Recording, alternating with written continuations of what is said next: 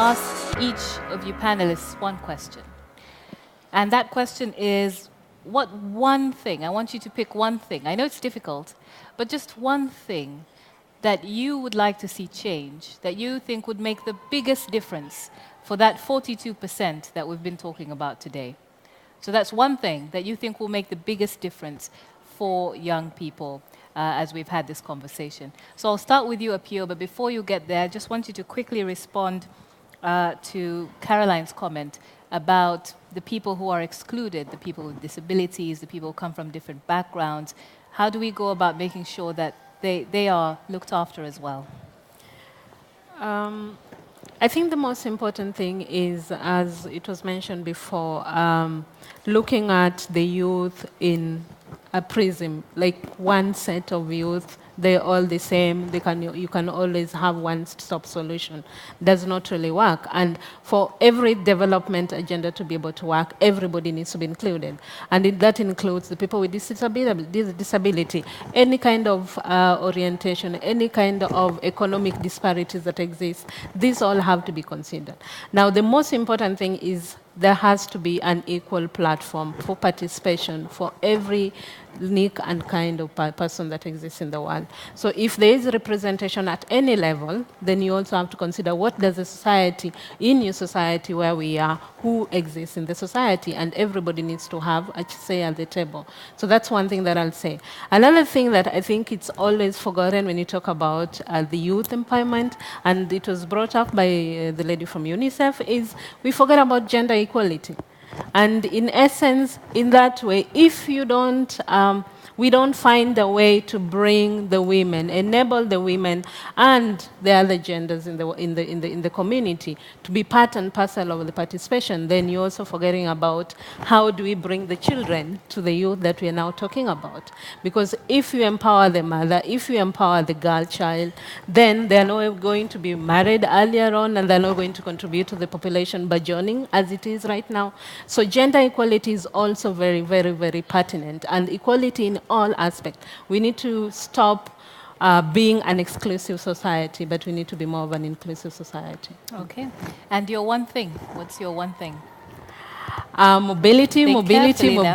Education mobility, for me, it's key, because with education mobility is key, because you can do it at any stage, at the younger age, at the higher education level, and it just changes the way people think about what is the future that we want.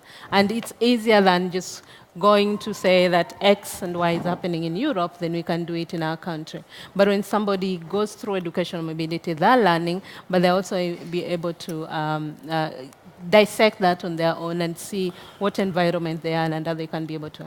And then just before I finish, I'll just use an example. In our Erasmus Mundus Alumni Association, it's a community of over 16,000 across the world.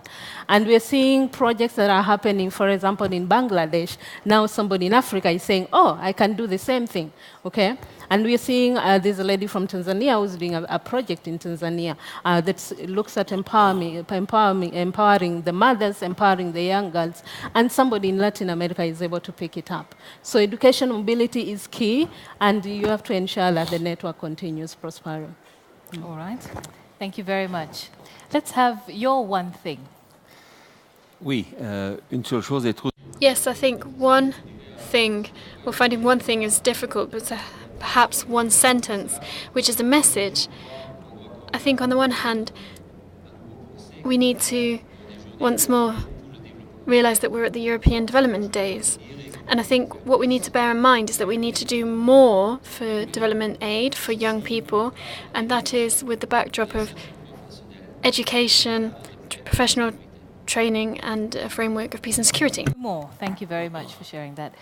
And Mr. Navracic, what is your... I know it's difficult, but if there could only be one thing, what is the most important thing that needs to happen, in your opinion? My one was already mentioned, actually, mobility. But if I have to choose another one, I would go for another one which is very close to mobility, that's twinning.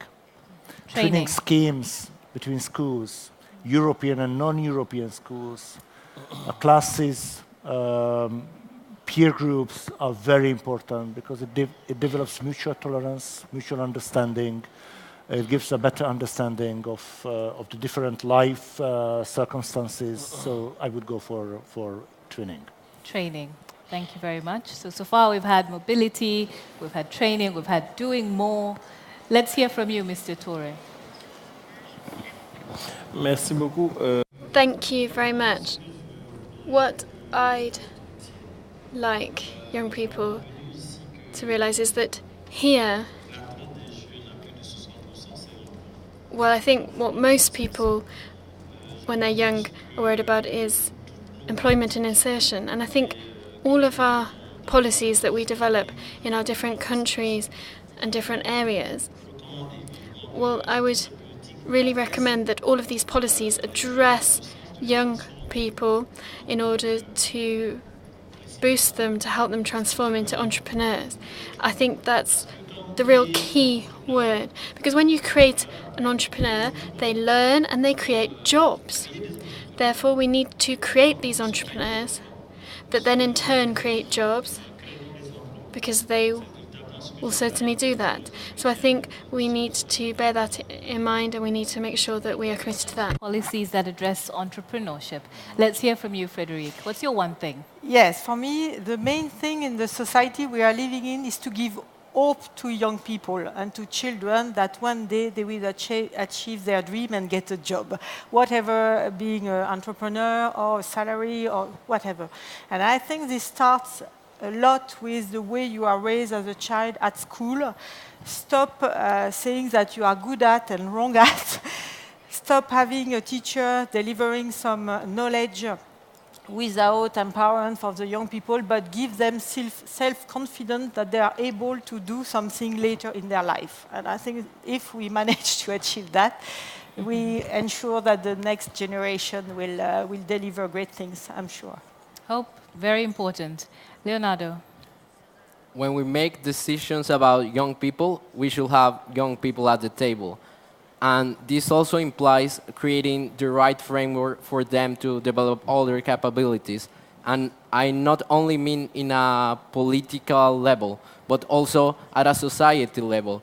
I'm not acknowledging that young people is capable of transforming society and not just postponing everything, saying in the future they'll do it, in the future they have the chances, but we have them now, and we can start to do it from this very moment. This very moment. Thank you so much. A big thank you to all of our panelists. Let's give them a round of applause. They've done so well. And to you as well, thank you. Thank you so much for being such an attentive audience. I think it's quite clear that the core message here is actually young people are not the future. They're the present. They are now. Our policies need to reflect who they are.